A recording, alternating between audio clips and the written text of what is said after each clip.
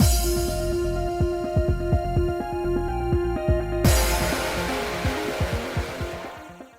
guys, it's Spacey Sins, and we are back with more Virche Evermore, continuing Lucas's route. And last time, kid's dad came to get him. We're still kind of at that. We're right outside that orphanage or whatever, but the man ended up being too disheartened to leave the premises.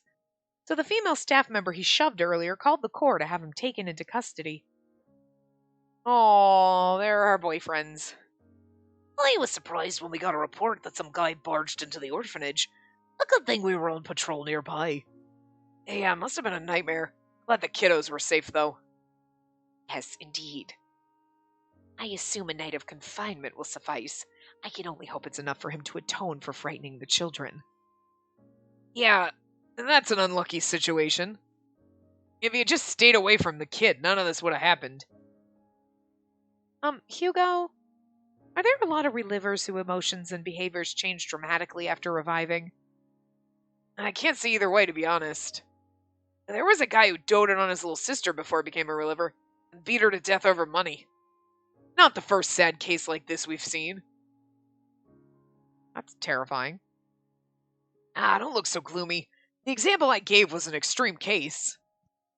Yeah, and Hugo's revived as a reliver before, but you can still see such a great guy.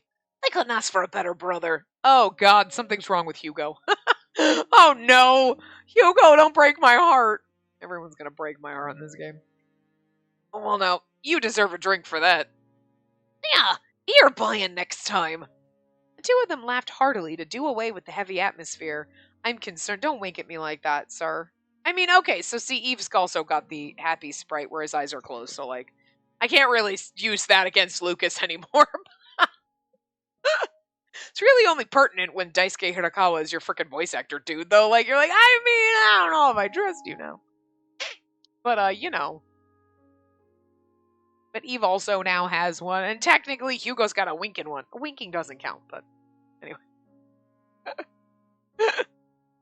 I was like, do any of the other ones have, like, closed eyes ever in any other sprites? But Lucas does, so okay.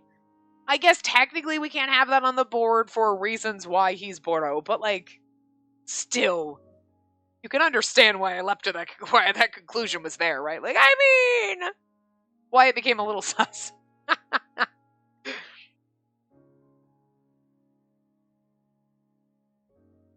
After asking us a few more questions, Eve and Hugo headed back to their base. Considering what happened, there was no way we could continue the lesson for the day. Dennis and the other children were taken to the common room by the staff to make sure they were all right. With only us remaining, we decided to clean the room, starting with the broken vase. I'm glad you and Dennis are safe. I can't stop myself from shaking at the thought that you or the children could have been injured by that man. Lucas let out a deep sigh as he swept up the shards with a broom. Yes, I'm just happy that you came in time to save us. If only I could have convinced him or talked reason into him somehow. Oh, no, you made the right choice. The last thing you want to do is reprimand someone whose emotions are out of control. Thank you for protecting the children. You've become a fine teacher already.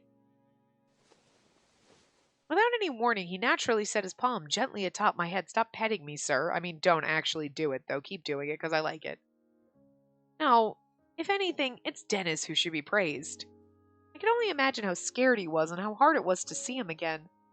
It took an immense amount of courage for him to voice his feelings like that after everything he'd been through. You're right. He's a nice boy, so we should praise him dearly when we see him. After stroking my hair as though enjoying the feel of it, he finally moved his hand away.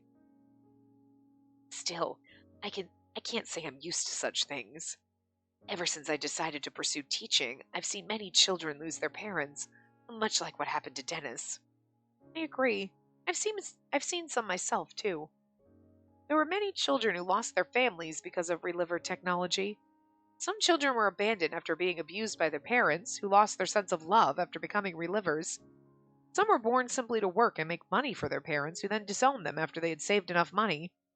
Some lost their parents when they caved into despair and killed themselves from endless reviving into unchanging lives.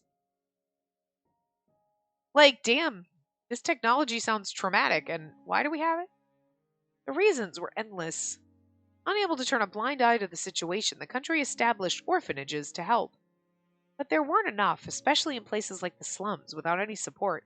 I mean, again, I kind of feel like obviously the technology was there so that people don't die at 23 because then your kids are all like, well, I mean, I guess your kids being sad because their parents died when they were baby. You wouldn't know, or you're like, oh, my parents died when I was only 4 or something. You know what I mean? Like, that sucks.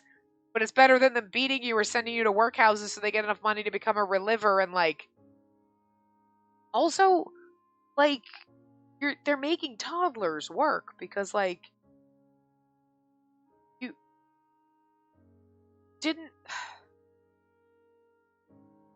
When we were in the bad ending for Matthys and we were gonna marry, I use air quotes around Matthys, but it was Camille and Matthys's body basically. We was like, oh, Salome thought I was too young to get married. I'm 18. So like, hi. Your kid, if you had a kid at 18, they'd only be like 5 when you died. So you only have a few years to make them work. So you got to be having kids when you're like 16 years old. Like, ye oldie times, right? Like, so like, not too young to get married if people are popping out babies so they can abuse them and make them go to workhouses. Or we're not supposed to realize that little bit of a loophole. Like, well, how the hell does anyone... So you're telling me you send a 3-year-old off to work the mines? Like, to get money for you to be... You know what I mean? Like, shit, what are you doing? That sounds... I think it just sounds darker and more disturbing than they wanted it to be. I mean, they wanted it to be disturbing. Children, you're sending your kids off to work so you can get enough money to become a reliever and then you abandon them. But then it's like way worse when it's like, but it's like a toddler. Like, not like my 6-year-old. Go work the mines, Timmy.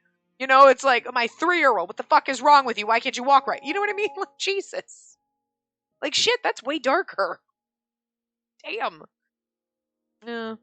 But I mean, it's also one of those, like, okay, they have reliver technology and the emotion thing, and like, but there's going to be some people that fuck up. We know that, like, Matthys was able to feel love and stuff like that no matter how many times he revived as somebody different, right? He's a special case because he's not one person, he's a bunch of people, physically and mentally. But also, I feel like Cyan could probably fucking figure it out, but he just doesn't want to be asked to. You know what I mean? Like, he's just lazy. He's like, whatever. I mean, I feel like he could figure it out. Maybe he's been trying to figure it out for the last 80 years. But so when people talk, he's like, whatever, because he doesn't want to admit that it's like a struggle.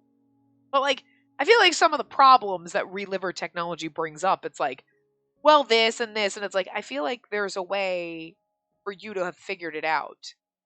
Like, maybe not right now, but I feel like you should be on the path to figuring it out. Like, we've gotten some leads, but because it's like any kind of medical science, right? You know what I mean? At some point in the future, there will actually be like, we've made medical advancements where like cancer is not necessarily a death sentence. It's not good. Nobody wants it. And unfortunately, like, it's a death sentence long down the road, but it's not like, oh, well, you're fucking dead. You know what I mean? You can extend people's lives. Like, there are certain things that we've made advancements where like 50 years ago it was like, oh, well, shit. Nice knowing you, buddy. But you know what I mean? And like, there's going to come a point in history down the road where we're going to be like, oh, yeah, no, we got injections for that and things to fix that. You know what I mean? Like, we have all sorts of medications for illnesses, mental and physical, that like correct fuck ups in the human body. So you would think that at some point in the last 80 years, they would have made some advancements to reliver technology, but it really just sounds like science not really trying very hard. You know what I'm saying? Like, I feel like somebody, science, is being lazy. You know? Anyway. How the fuck are we supposed to pronounce his fucking last name? What if he was? Yeah, okay. Like, what the fuck is that? Anyway. Yeah. Okay, yeah, not enough orphanages, sure. Parents losing their love for their family was a bleak but common situation. I mean, we already know the love thing, yeah. It's pretty scary to think of what would have happened if this country didn't establish and support the orphanages. That said, I wonder why the country hasn't created a law to protect children, rather than just building the orphanages. I doubt it's something the current royal family can do. After all, their focus is mainly on extending their own lifespans. The support for orphanages, suppressing crimes using reliver technology, hiring talented research staff regardless of background. All of these are based on laws that were established by a single member of the royal family for the good of the people. I think I learned about that before. There was only one royal who ever cared about bettering the lives of the commoners. Unfortunately, that person had a particularly strong curse that led to death at an early age. If they had survived, I wonder if the country's view on life would have been different today. Even if we ask the royal family for change, nothing will actually change unless we, as citizens, agree on the view that all lives have value. Indeed, but still, even though I know that the way this country exhausts life is wrong, I'm not entirely sure how to remedy it. See, that's the thing. That's just life in general right there. This issue, this problem exists, and we have to fix it. But we don't know how to fix it, so you just kind of have to you're like, we just kind of have to deal with it for now. Until someone smart comes up with a solution. You know? That's pretty much life in a nutshell. And there was a teacher who was ashamed to admit that. He lamented how powerless he felt. Yeah, that's life in a nutshell, too. It sounded like he was concerned about how the children were swayed by adults. But I didn't fully agree with what he just said. I don't think there's anything that you should be ashamed of. During your lessons, you always encourage the children to think for themselves. You're transparent about reliver technology without hiding the facts, which is why I think your students won't become relivers just because. Instead, I think they'll consider their own wishes and treat their futures with the respect they deserve. One can only hope. I'm conning them into not becoming relivers so I don't have to stab them, but I'm making in such a good argument that it seems like they're making the decision for themselves. I'm just saying. Because if he's Boro, right, you could see that he probably does not want to become a reliver, probably does. He's friends with the exorcist people who were like, relivers are not, we don't, what, who? She doesn't go here, you know? So they're against the whole thing. So you would think then Lucas would probably feel the same way, like, oh, I'm against it. Or maybe he has not quite, he's like, I'm against it, but also I don't want to die. So like, oh, what do I do? You know? He's so gonna fucking die, isn't he? Oh, Jesus Christ. He's gonna fucking die, isn't he? I mean, if he's either gonna get killed because he's Boro, or he's just gonna die because of the curse, because he doesn't want to become a reliver. That's where so we're gonna have to deal with poor Nadia being traumatized and abused, probably, and then you're gonna die on me? Son of a bitch. We're never playing this game again. I'm kidding. We'll be back not tomorrow, but the day after, obviously. And we've still got like 45 minutes, but like, oh god, I don't trust this game. I lost my train of thought totally. But like, anyway, his beliefs, you're absolutely, I mean, he's presenting the facts. But I think that like, and I don't think he's manipulating the facts to be like, see, being a reliver is bad. Because then you're like, whoa, whoa, whoa, whoa, whoa, you're swaying. He is not hiding any, like the people who want to become relivers are gonna be like, no, it's great, it's awesome, without thinking of the consequences or the problems. And he's like, here you go, this is your decision, but here are all the problems with it. Like all the drug side effects. You know what I mean? Without the frilly little drug commercial where you're running through the field of daisies, you know, when you have allergies and it's like, see, it's perfect and wonderful, may cause death is the side effect. You know what I mean? So like, he's basically just reading you the drug facts, but the drug facts and the side effects are terrifying if you actually pay attention to them. And everybody else is like, I was told that, like, reliver is awesome and I should take this, you know? And then the side effect is everything is fucking awful and you have no emotions and you're basically a douchey robot. I mean, not everyone, but, you know, side effects don't hit everyone, right? So, anyway, we finished sweeping up the vase shards. He tipped them into a sturdy paper bag and we checked to make sure nothing was left. After wiping down the floor with rags, Lucas spoke again. You must be tired. We'll call it a day, so why don't you head back home and rest? I'll talk to Dennis just in case, then head back home myself. Okay, good. Please take care of Dennis. But before I head back, Would it be all right if I went to visit Nadia at the hospital? Yes, of course. I'm sure she'll be happy to see you. That's right. I know I'm asking you to go out of your way, but he took out some papers from his briefcase. Do you mind delivering this homework assignment to Matthys? Homework? Yes, I made it especially for him. I already told Jean that it'll be a bit more difficult than what he studies. I'm sure it'll prove to be a pleasant challenge. Hearing Jean's name reminded me of when I spoke to him at the marsh. You had to bring it up. I was trying not to remember. After we met that day, Jean asked for a favor before we parted. Oh. Whether I could speak with Lucas to check on Matthys when he had the chance. I see. Very well. I will go and see Jean later and ask him for the details. With Lucas in agreement, we went to the Claude family home the following day. Yeah, they're just throwing this in, but okay. Jean told us how Matthys was currently doing, and we decided to discuss how to help him. Lucas explained further. I believe he's at a loss for what to do now that his plans for revenge are no longer possible.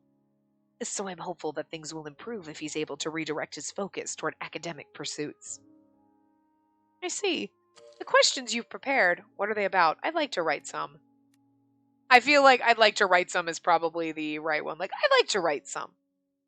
Then he's like, oh, you're taking your job seriously in my tutelage. Hell yeah. I know how to get into Lucas's pants. I mean, I have a guide as backup if I was wrong, but there's so many questions. I'd like to try writing some for the students someday. Why don't we do them together next time? You mentioned that you enjoy math because you help with bookkeeping at the orphanage. Yeah, that'd be wonderful. And maybe one day I can help with the children's lessons, too. Well, I'll make sure the papers get to him. I hope Matthys will find them interesting. Worrying about Matthys is one thing, but do be safe and avoid staying out too late. Yes, you too, Lucas. He's like, I can literally, finger flick anyone into oblivion if I need to. I'm fine. I carefully tucked the papers into my bag and left the orphanage, and then Spider-Man up the wall so no one would see me.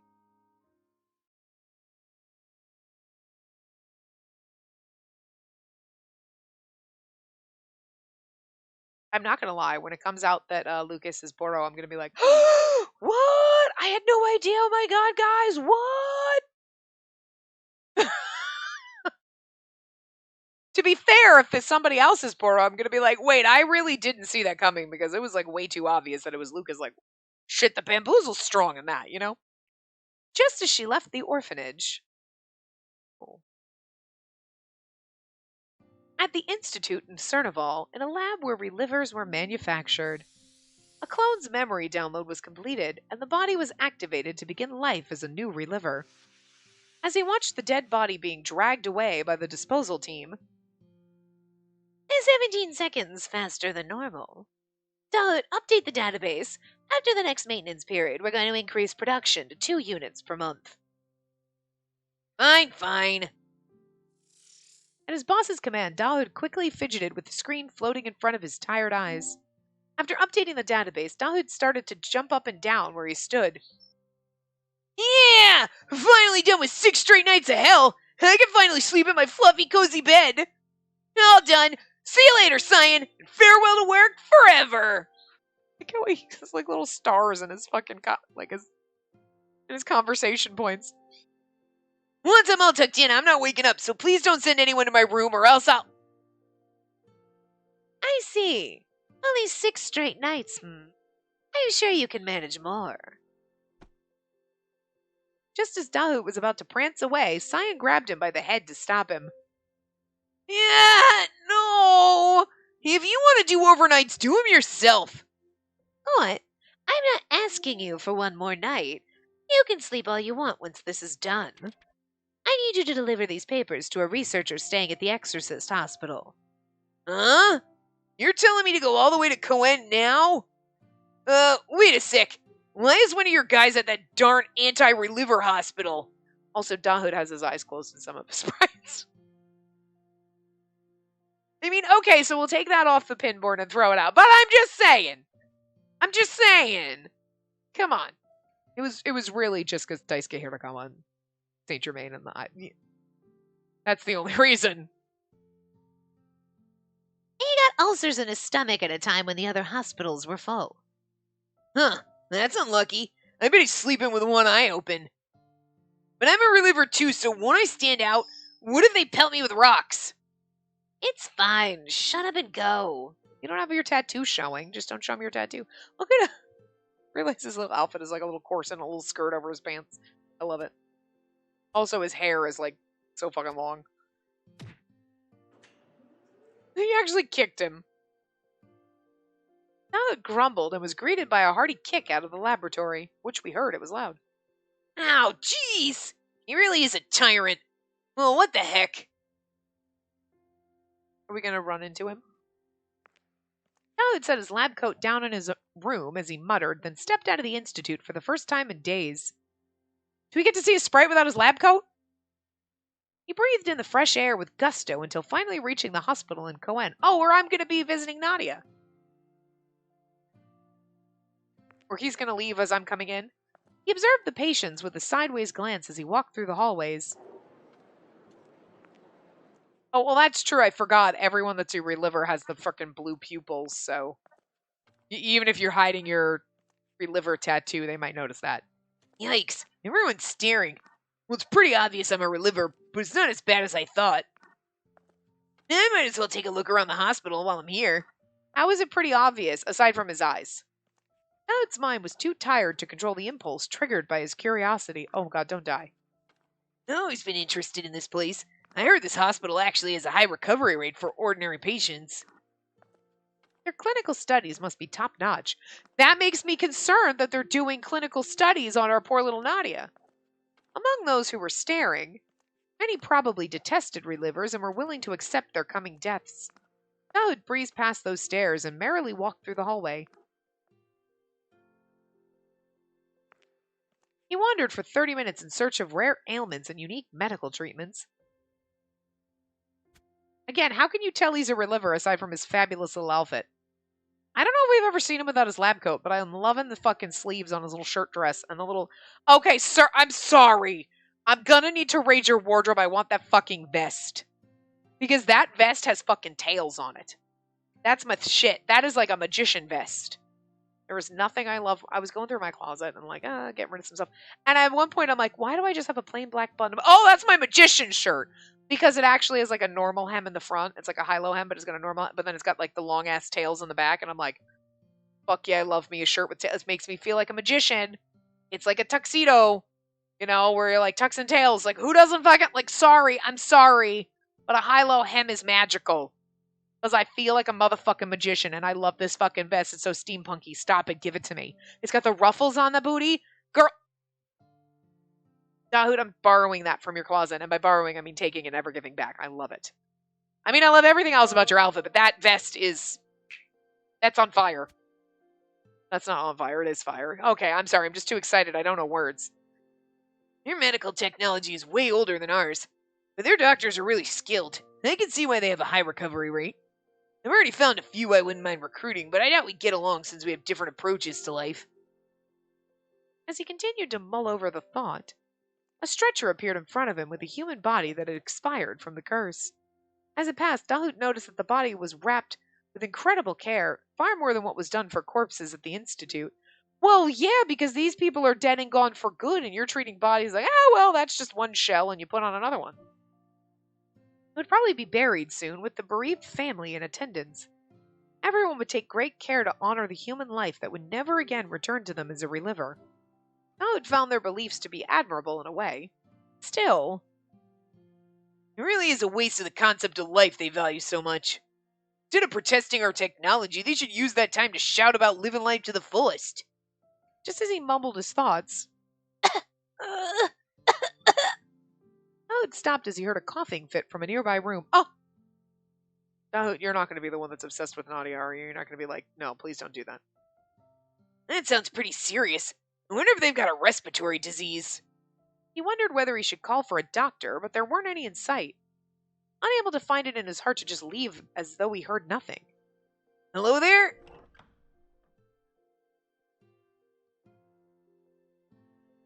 I mean, isn't he like only 17 or something? Or is he 15? I can't remember if he was like 15 or 17, but he's basically a baby himself, so. Dahood slowly peeked into the room. Brother? Or is it Spacey?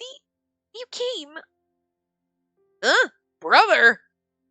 A pair of innocent eyes greeted him. Oh my god, I want them to be best friends. I feel like he's either just really short for his age or he was only supposed to be 15. I forget. The young girl was startled for a moment by the unknown guest, but she noticed the unique mark on Dahood's leg. Oh, okay, we can't see his leg. So he's got the Reliver tattoo visible. Well, dude, why are you wearing short pants? Is it because, like, you're underage, so you have to wear short pants? I feel like that's okay. Are you a Reliver? Yes, but you know Spacey. I don't just know her. She's a dear friend. Are you okay? Dahood quickly moved next to the girl and rubbed her frail back. I want them to become best friends.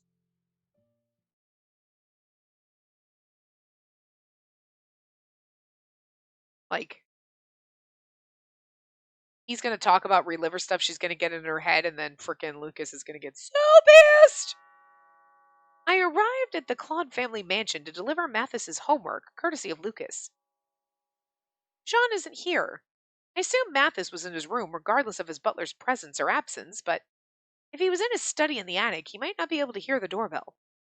I don't know if anyone's around, so maybe I should come back later.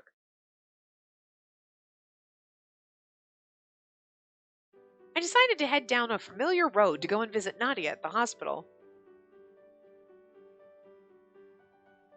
Ever since becoming friends with Nadia, it had become a daily routine to visit her with Lucas and share with her what happened that day. So this butterfly I've never seen before fluttered into the flower garden while I was cleaning up. I tried to catch it, but then it flew away. I wonder what kind of butterfly it was. How surprising. Do you like insects, Spacey? It's a fucking butterfly. Butterflies and ladybugs don't count. Technically they're insects, but they're the pretty ones. They're okay. Yes, I mean, it depends on the type, but I can touch them if they're not dangerous, or like fluffy caterpillars. As long as they're not poisonous ones, but like caterpillars are kind of cute. They become butterflies, or moths, which is fine. I would actually look for caterpillars and raise them with the other children until they became butterflies. See? Oh, wow, my brother doesn't like bugs at all. One time a moth flew into his room. He backed up against the wall and didn't move until it flew out again. Jesus Christ. Really? I can't imagine Lucas acting like that. He really did. I mean, he is human, you know. He has fears like the rest of us. He just tries to look good in front of you. If you're curious, why don't you sneak a little bug in my brother's bed? I bet he'd jump out all surprised and fall off the bed. I think I'll pass. You know, you can be really mischievous sometimes, Nadia. She laughed adorably, her plan thwarted. See, Spacey, I've always wanted to ask you something. What do you think of my brother? Is he doing a good job as a teacher? Yes, definitely. I think it's because he's a wonderful person. His lessons are really easy to understand, and he always thinks of his students first. He's always kept an eye on me, since I tend to isolate myself from everyone. Nadia let out a sigh of relief at my answer. That's good. It sounds like my brother's a great teacher, like our mother. Mother? You're and Lucas's mother? Yes. When our mother was alive, she was a teacher, just like my brother. I might as well tell you everything, since it isn't so unusual. Didn't he say his parents were living somewhere else? Our parents are no longer with us. They died a few years ago. It says the died, not they, but okay. Our mother was a great teacher who always put the children and their futures first. She was kind to every child, even the ones who didn't have parents. She mainly taught in orphanages to help support the children's future. Our father respected her and did his best to keep those places safe. I can see how your mother influenced the person Lucas is today. Unless when the woman at the orphanage was like, oh, we had a nice couple who came, but when their eldest son moved away, they left. That was Lucas's family. That would make sense. Their eldest son, not their eldest child. You know what I mean? Like, he moved away and they don't know it was Lucas. They have no idea that it's... But why would they be using a different last name? That doesn't make sense, but... I agree. I think my brother became a teacher because of how much he looked up to her. And that's why I think he still regrets having that fight before they passed away. Fight? I tilted my head as Nadia spoke sadly. I think it's already been 8 years. My brother had a huge fight with our mother and father, and he ran away from home and took me with him. Lucas? He ran away from home? I can hardly imagine Lucas leaving home with little Nadia as young as 4 years old. That might be when he was banging on doors in the prologue-y part. Well, not really, but the very beginning of his route.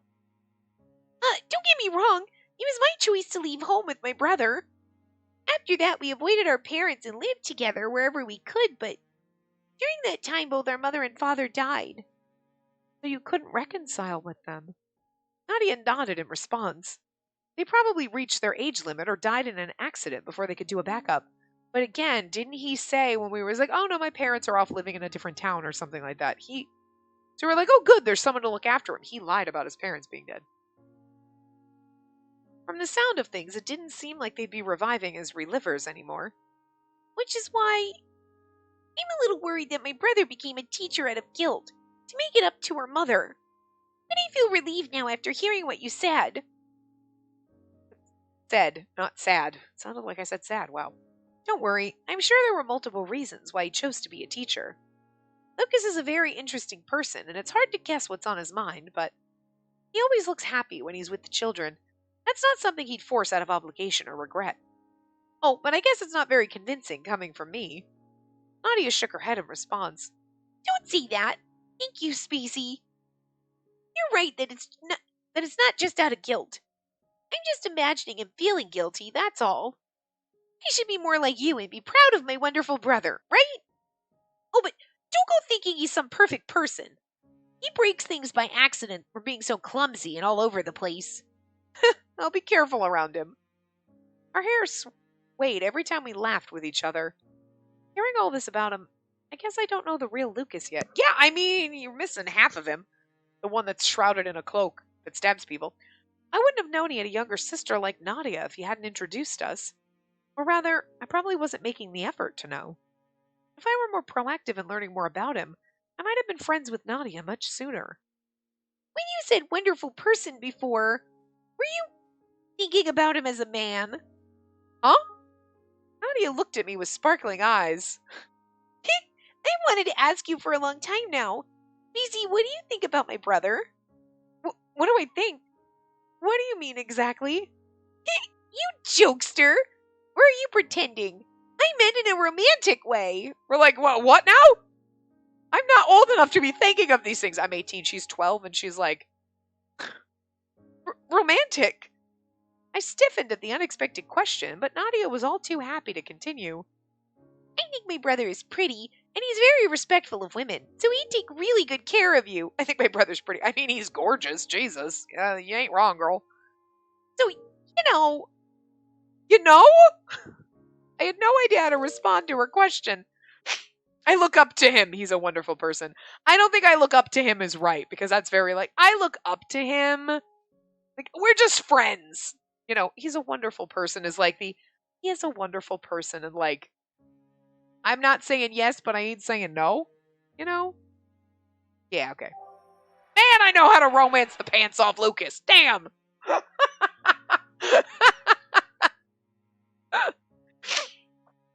Oh, yes, he's a good man and everything, but our relationship isn't what you might be thinking, Nadia. I think it'd be inappropriate for a student like me to consider her teacher in such a way. Nah, that's a kink. I don't think you have to see it like that. I tried hard to convince myself of it. I like how she's like, oh, I love that face on her. Like the, girl, please. And I doubt he's interested in someone like me. For example, he always pats me on the head. He just sees me as another one of his students. Oh, he's just trying to hide it. After all, my brother has liked you romantically for years. My mind went blank. I mean, okay, listen, we knew we were going to fall in love with Lucas, but that is a fucking reveal. Like, he's loved you for years. What? Huh? Back it up. Excuse me? With a bright smile, she picked up the diary laying next to her on the bed. It was funny when we picked up the diary and she's like, she picked up your diary for me. It's like, she reads everything he writes? Like, sir, you gotta keep that fan fiction diary to yourself. Like, my brother and I both use this diary. He writes everything that happens each day, so I have something to entertain myself with when he brings it over. I mean, okay, that's nice. They're like a little communication diary, but you don't need to write about how much you love someone. Or maybe he's just writing about me and she's like, I can tell. He's just writing facts, but like nobody talks about how golden your hair sparkles in the sun unless they into you. Or they're like a dude writing a novel. But he didn't say you boobed breastily down the stairs or you breasted boobily down the stairs, so he's obviously not a normal male writer, you know? To tell you the truth, I first learned about you through this diary. Really? I could never have guessed that the diary I picked up that day contained stories about me written by Lucas. I mean, I didn't think that either, but okay. He avoids writing your actual name, so I couldn't be sure, but based on what's in the diary, it sounds like the person he writes about is you. My angel, my beloved. He writes all these lovely words about his infatuation. I'm sorry. Okay. Girl, let me read some of those. Nadia held her cheeks with embarrassment as if she was the one being confessed to. Wait, what? But I was the one burning up inside. I want her to read one of the entries. Was it really me? Angel? Beloved? Were we talking about the same Lucas? I mean, I'm not gonna lie. I am really fucking here for him writing gushy, frilly poetry about us, basically. Oh, no. Like, I just, you know what I'm saying? I want the frilly poetry. That's what I want. I like it. He's like, my angel, my beloved, like the frilly, cheesy shit. That's, God, I'm into it.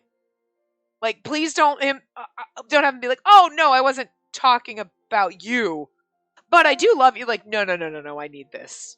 I need that little, God, I need it.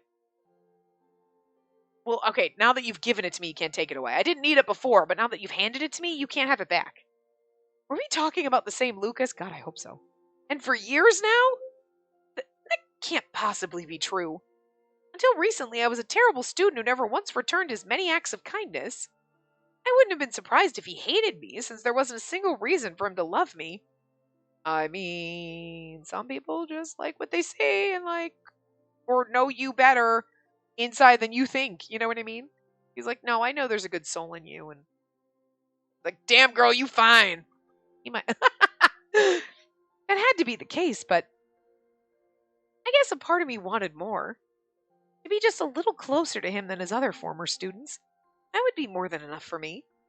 Despite who I was, I wanted more. Looks like you're having fun, Nadia. I could hear you laughing from outside. A calm voice brought me back to reality. I can see Spacey is also... Your face is a bit red. Have you caught a cold? Hello there, Dr. Capazine. I'm doing fine. No need to worry. Have you come to examine Nadia? Yes, just her pulse and some blood samples. Should I leave? No, it won't take long, so you can stay. If anything, could I ask that you hold her hand so she doesn't try to avoid the needle? Oh, I'm not a child, you know. I'm sorry. I forgot you're a young lady who doesn't cry about getting blood drawn anymore. Yeah, I think Nadia's a lot more put together than other children her age. I remember being so scared of needles back then, but she handles them so well. Girl's been getting needles like 3 times a day. She used to it. Don't I? Sass. And Nadia's cut from the same courageous cloth as her brother. During our casual conversation, Dr. Capazine managed to quickly check her pulse and get the blood samples he needed. Your pulse is stable. You don't have a fever either. You've been doing well recently. I feel like he's starting to sound like Sean, but it's fine, whatever. I feel so much better after having a good talk with Spacey. I think I could even walk out of here right now. I'm glad, but I'm going to miss you. I couldn't keep from smiling as I listened to their friendly conversation, which just makes me concerned. For warnings, you know. Nadia and Dr. Capazine, you sometimes seem more like friends than doctor and patient. Actually, she's patiently put up with my bothering her. I lost my younger sister years ago when she was around Nadia's age. I suppose I see my sister in her, though I'm aware that I can be a nuisance because of it. It's not true at all. I like you a lot, Doctor. No matter how much work you have in the hospital and the society, you always look after me first. I hope it's just, the obsession is just obsessed with replacing his sister or guinea pig and not anything worse than that. Okay, because it concerns me. Every time I'm like, okay, good, you're just like obsessed with like I just want her to be my sister, and it's a weird obsession, but you just want her to be your sister, not like you're in love with her. Because I'm just saying. Or like, she makes a perfect lab rat. Okay. Crazy, but still not creepy, you know? Well, that level of creepy, you know? I'm so happy to have another brother, but I don't like how you keep drawing my blood. It's for your sake. I know it hurts, but please bear with... Suddenly, the sound of a scream outside the window stopped in mid-sentence. I knew it was the right call to put Nadia in the furthest room from that church. Dr. Capazine muttered to himself as he looked at the rattling window. I couldn't hear very clearly, but I did recognize the cadence of the voice. Don't tell me... Another protest by the Society of Exorcists. Dr. Capazine sighed and nodded. It seems Cernaval has made progress in their reliver research. I hear that they'll soon be producing more relivers each month. I see. I can see why that would upset your followers. So that's what Cyan was talking about before, but like 2 per month or whatever, and it's like, only? Like, fuck. I feel like you should be able to crank them out a little bit better than that. Come on, Cyan, what are you doing? You suck at this. For a man who invented this technology, you kind of suck at maintaining it and making it better, like Jesus. Yes, and I've been trying to stop them. I'm worried they might actually cause trouble to the other citizens. It was easy to imagine the worst from those who had insisted with bloodshot eyes that relivers were demons. Dr. Capazine turned around to look at me.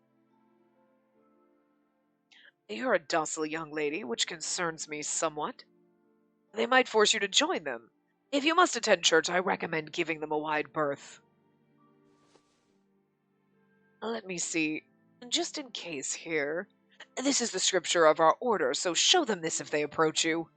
And the society treats our own very well, so you should be able to get by them without any trouble. I accepted the small book that Dr. Capazine wearily took out of his pocket. Thank you very much, but are you sure about this, Dr. Capazine? I mean, I'd be lying to your followers. It's my fault not being able to control them. If I had the same influence as the woman who founded the society... Oh, you mean the founder of the society was a woman? Not many know it. When the order was initially established, it wasn't to protest the existence of relivers. The society was originally a group of researchers who sought a way to fight the curse of death. I never knew that. I don't recall reading about it in any of our textbooks. See, that's the thing. I wonder if he's actually doing, like, secret experiments in the basement. You know what I mean? Like, because, like, Dahood being here and being like, wow, they're really good at curing illnesses and stuff. They have a really good track record of making people better. Not from the curse of death, but like other illnesses and stuff and being able to cure them. So it sounds like they aren't just really good doctors. They're really, really good, you know, like almost unnaturally good. But like, so I'm hoping that, you know, if Nadia's already got the the illness kind of that everybody else has, that when they get older, that like Capacine's taking her blood constantly to use like in an experiment to try to find the cure, because that's originally what the Society of Exorcists was founded on, to try to find a way to fix the curse. And he's still researching that, even though everybody's kind of gone off the rails. And maybe he's similar to Cyan in the I don't have time to wrangle in those crazy motherfuckers. I'm trying to research what what the society was originally founded for. I'm trying to stay on this track. I don't have time to wrangle in the crazies over here. You know what I mean? Like, he could wrangle in the crazies, but he just doesn't want to be bothered because he's got better things to do. And maybe that's, if he's the one obsessed with Nadia, it's because she reminds me of my sister and I can use her blood to figure out the cure. And it's like a weird science obsession and not a romantic obsession. You know what I'm saying?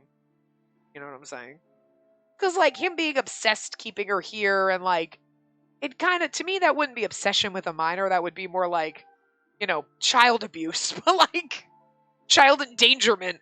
That's still creepy and wrong, but it's, like, slightly less so. You're like, okay, that's slightly a relief compared to, he's like, someday I want her to live because she is beautiful and gorgeous. You're like, okay, gross, dude. She's 12. That's nasty. Like, I don't want him to get that level.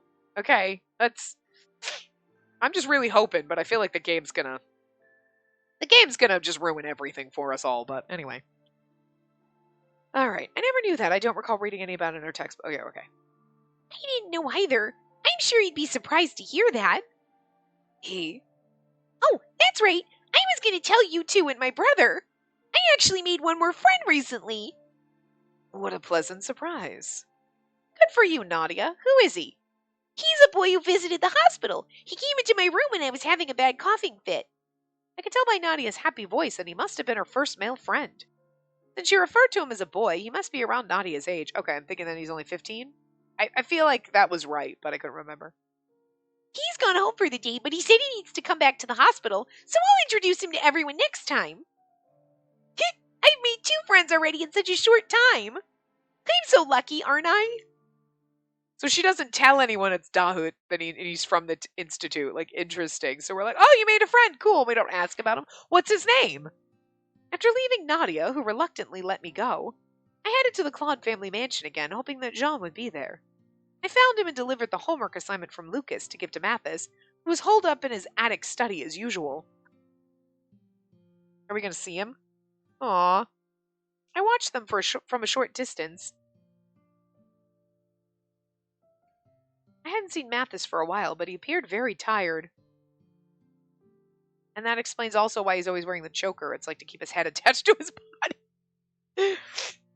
He read through the papers, word by word. It's like, you must always wear this necklace, Matthys, so nobody knows the button in your back. Like the plug. The aux cord. His eyes were dull and bleary, nothing like the brilliance from when he spoke about the drifter. According to Jean, Matthys had been spending day after day looking up at the ceiling in a daze, with an open book in hand. Any thoughts, master? Lucas went to the trouble of preparing this for you, so perhaps you can go through them. I could hear a sigh of distress. Matthys, I also have a message for you from Lucas. He said there's no deadline, that you may do 1 question a day or 1 question a week, so feel free to look it over at your leisure. And if you do answer any of the questions, please let him know so he can come praise you. Hearing the message addressed to him, Matthys' body flinched uneasily. Why go through all of this for me? I approached him and spoke with the hope that he might listen. I'm sure Lucas considers you one of his dear students. Now knowing what we know, like, the look on Jean's face looks slightly bitchy. Like, normally I would have been like, he's kind of like troubled, but like, I'm trying to pretend I'm troubled, but I'm a little pissed off. Like, there's a little shade in there, but it's still goddamn beautiful. And you know what? We love Jean, okay? We love him. We do not like Camille. Camille is a bastard. But again, I'm going to split them into 2 people.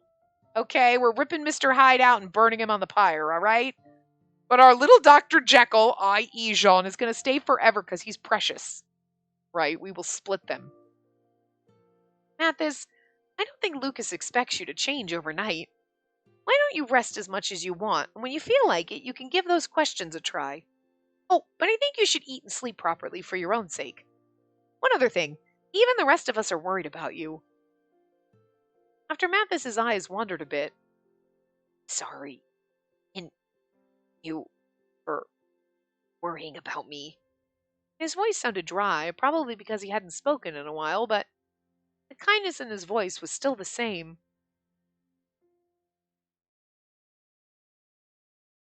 I talked a bit more about how things were going with Eve and the others, which took quite a bit of time. They were kind enough to invite me to join them for dinner, and night soon arrived. Thank you very much for everything. I haven't seen the master so full of life in a long while, and it's all thanks to you and the good teacher. I'm indebted to you for the nutritious recipes you shared with us. I shall repay your kindness someday soon. No need at all. It was a pleasure. I'm just glad to have heard Matthys' voice again. To be honest, I was reluctant to tell him I was looking into Boro's past. He'd been so deeply involved in pursuing him that I had to think long and hard about what this news would do. I ended up not telling him anything as there was no progress, and I didn't want to bring up the topic now that he was recovering. At the very least, not yet. I hope he works on Lucas's assignment. I lowered my head as we said goodbye, partially so Jean wouldn't see that I was holding back any information. I left the Claude mansion optimistic about the small changes taking place. Jean knows you hide and shit, because he's a motherfucker that hides everything. Before long, it was close to midnight. I walked through the streets quietly so that I wouldn't bother those who were sound asleep. Maybe I can introduce Matthys to Nadia once he's feeling better. Knowing how bright and charming Nadia was, I was sure they'd become friends in no time. Eve, Adolphe, and the others. It'd be nice if those precious to me could become just as precious to her. Oh, she's still gonna die because we want to introduce her to everybody. Oh, he's just trying to hide it. After all, my brother has liked you romantically for years.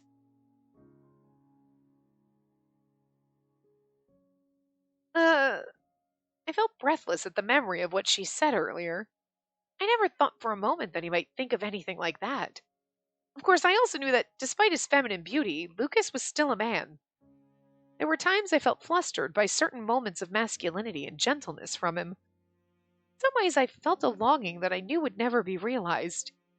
I convinced myself that this sort of charm just came naturally to him, that he was simply a teacher who wished to look after all of his students. But what if those kind gestures were based on what Nadia said? No, I can't think of a single reason why he would actually like me. Oh, girl, I get this so hard. Like, yeah, I don't know why anyone would be interested in me. I'm sorry, Nadia. I think you have the wrong girl. Because there's no one out there who would love death.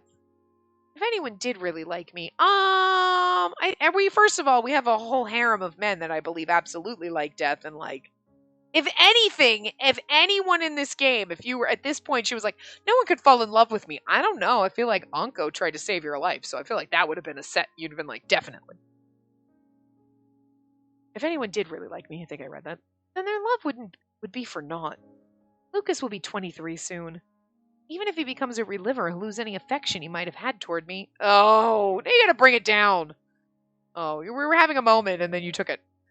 That was to be expected in this country. Everyone accepted it as an immutable fact. Wait, Spacey, please wait. Matthys? I was startled to see who it was who called out to me. Yeah, and how did he get away? Because, doesn't he normally get shut down at a certain point? I never expected him to actually leave his room, much less the mansion, after just a day. Thank goodness I caught you. Sorry for everything. I couldn't even leave the attic. I didn't even thank you. Thank me? Hearing my response, Matthys' somewhat sunken cheeks blushed. Well, thank you very much for bringing those papers to me. As soon as I read those really challenging questions, never seen anything like it. I was so excited to figure out the answers. I haven't felt that way in a long time. It was then that I realized I'm still alive. And that there are people who actually care about me. Well, that's true. Dahood's 15. Matthys is 17. They're not the same age. Everyone. Okay. Yeah. All right. Someone other than Jean. More people than ever before. Matthys. I still can't come to terms with what happened to Boro. So I'll spend some time thinking about what I want to do from now on. I'll do that assignment in the meantime. Yes. I knew that Matthys would be fine now. Trying to comfort or console him at this point would be an insult to his progress. But there was one thing I needed to say. I'm sure Lucas would be happy to hear you say that. Yes. Someday I'll go and thank him in person. I feel like us running, like, they could have just kept... They could have, like, had you run into, like, Jean and have him say something about Matthys, whatever. But, like, for the most part, like, everybody else is kind of just there in the background. But I feel like they're bringing Matthys more into it and, like, okay, yeah, I'm going to get over and I'll thank Lucas in person and then find out that Lucas is really Boro because, like, what the fuck? It's a betrayal. You can't not have Matthys tied in a little bit if Lucas is Boro. You know what I'm saying? So they're like, oh, man. It would have been better if he was just off in the corner and didn't know what was happening. But you just brought him back into the loop and... Well, fuck. So. I noticed that you're a little like him, Spacey. I am? That's right. Like the gentle tone you use to encourage me without forcing anything. I think that being a teacher might be your calling. Just as Matthys gave me a gentle smile. Ah! You knew someone was going to get stabbed. We were walking home at midnight. I was like, someone's got to get stabbed. Under the full moon, a beastly roar rang out. Or maybe it was, ah! I thought it was someone screaming, but whatever. Our gaze quickly moved to a house nearby. The window was polished and clear, allowing us to see the bright light from inside. In an instant, it was covered in a red splatter that hid everything from our eyes. I was speechless. My mind struggled to follow the quickness of events as they unfolded. I wanted to ask Matthys what was going on, but the thick red coating on the window answered the question before I could ask. In the next moment, something crashed through it and rolled outside in front of us. As it slowed to a stop, it left a trail of blood behind it. We discovered that the object was a dismembered chunk of a human body. Huh? Yeah, huh? But I mean, I expected someone to be murdered right about now. Because Lucas, what did he say? Make sure you don't stay out too late because I'm about to stab some bitches and now we're out late. I knew it. I was expecting us to like run into Boro or whatever and be like, and then like we're like, oh my god, he's gonna kill me, and then he just pieces out because of course he's not gonna kill you because he's in love with you. You know what I mean? Matthys and I were in complete shock by the amount of blood that pooled around it. Suddenly, a shadow leapt out of the broken window and landed on the ground. Guess who? It slowly straightened up from where it stood upon the sticky liquid. Can't be. Hey, girl. What's up, Lucas? Hey, baby. What the Watchman of Death said. Boro. What? I thought he died. The man whose skin should have been melted by acid was now standing in front of us. Boro ignored us and drew closer to the chunk of body on the ground. He struck his bare hand through it, grasping at the organ that once beat inside. He pulled his hand out to reveal a whole heart. With the force of the pull, a rain of blood spurted out of the body and drenched us. Boro then placed the heart he just extracted into a strange receptacle attached to his cloak. Oh, this is the first time we're hearing about what he's doing with the hearts. He then drew out a beautiful dagger and stabbed the dagger through the cavity he just made in the corpse's chest. Finally, he clasped his hands as if offering the body to heaven, which is something that Lucas would do. His warped smile reflected off the dark red pool spreading across the ground. We can actually see his face in the hood? How would you... I feel like that... His warped smile reflected off the dark red pool spreading across the ground. Oh, I guess you could see maybe the I guess they're saying the reflection in the blood, but it's kind of like, you'd think he'd take better care because then you might see who he is under the hood. My breathing grew faster. My pulse was racing. Matthys and I couldn't move an inch. What was that? Who was he? Lucas. What brought him back to life? He never died. What kind of genes did he have? That's a question. What manner of human was brought into this world? I mean, you're death, so like, girl. I couldn't help but resent his parents, whose faces I didn't even know. Hey! He had Nadia too, you know. The situation was much, much worse than when he attacked Hugo or fought Eve and the others. An astounding madness stood before us. Even Matthys, who struggled over his lust vengeance, was now shaking with fear. Instead of cold sweat, it was the blood that splattered on me that rolled down my cheek. Suddenly, Boro took one step forward through the pool of blood. The splashing sound struck my eardrums and snapped me out of shock. I somehow kept myself from falling to my knees. Matthys, we need to run! Hurry! I forcefully pulled Matthys by the arm and brought him into one of the alleys nearby. He wouldn't have chased us. I feel like the stepping forward is supposed to be intimidating so that we run, and then he's like, okay, cool. Interesting. Does Lucas have a pose where he's standing with his hand on his chin like this? I'll have to see.